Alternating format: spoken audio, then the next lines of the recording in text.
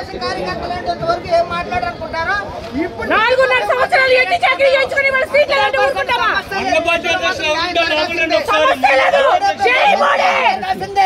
100% party కోసం కష్టపడిన మనిషి, ఆయనకి న్యాయం జరగాల్సిందే. ఇంకెవరికి ఇస్తారు? మోడీ గారికి సీట్ లేదంటే ఎవరికి లేదు. మోడీ ప్రసాద్ గారికి సీట్ లేదంటే ఎవరికి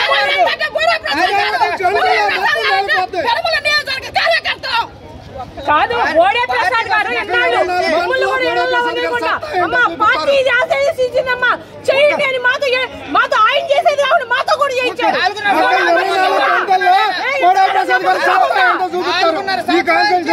ఆయన తిరిగేది కాకుండా మమ్మల్ని కూడా తిప్పాడు. చంద్రబాబు నాయుడు గారు పెట్టిన ప్రతి మ్యానుఫాక్చరింగ్ కూడా మోడీ ప్రసాద్ గారు నెరవేర్చారా లేదా? సార్ మీరు ఒక్కసారి వినండి. చంద్రబాబు నాయుడు గారు ఆయన ద్వారా మేము వర్క్ మోడీ ప్రసాద్ గారిని గెలిపించుకున్నంత వరకే ఈ మేము గెలిపించుకొని తీరుతాం. ఇదిగోండి, రేపు జరిగే అసెంబ్లీలో మొదటి స్థానం గెలిస్తే మోడీ ప్రసాద్ గారికి ఫస్ట్ స్థానం వస్తుంది. గెలిచిన ఫస్ట్ పెనమలూరే.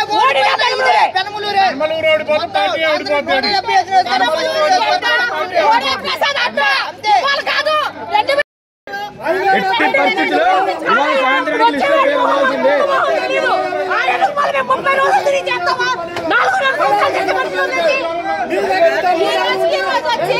సీట్ కావాలి ఎవరికంటే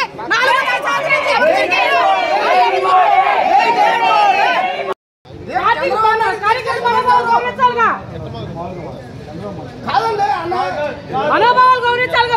కార్యకర్త మనోభావాలు గౌరవించి ఇస్తానన్నాడు. ఇవాళ గౌరవించుకుని ఎవరు